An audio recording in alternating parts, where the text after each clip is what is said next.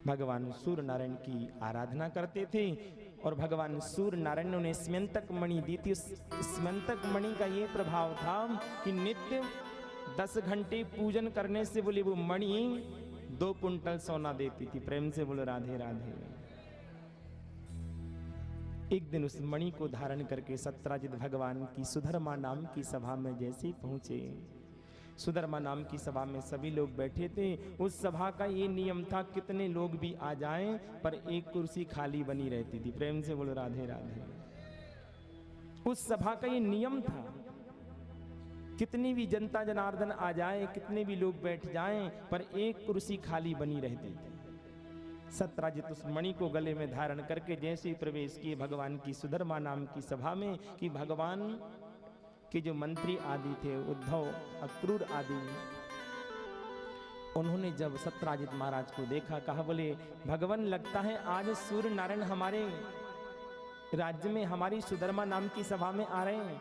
भगवान बोले अरे नहीं उद्धव, ये सूर्य नहीं, ये तो हमारे गली मोहल्ले का राजा सत्राजित है, गले में सूर्य भगवान की दी हुई मणि धारण करके आ रहा है।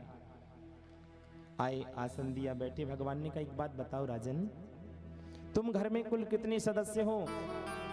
राजा सत्राजित बोला, बोले महाराज एक मैं हूं, एक मेरी बेटी है सत्यभामा, और एक मेरी पत्नी है, और एक मेरा भाई छोटा प्रसेन।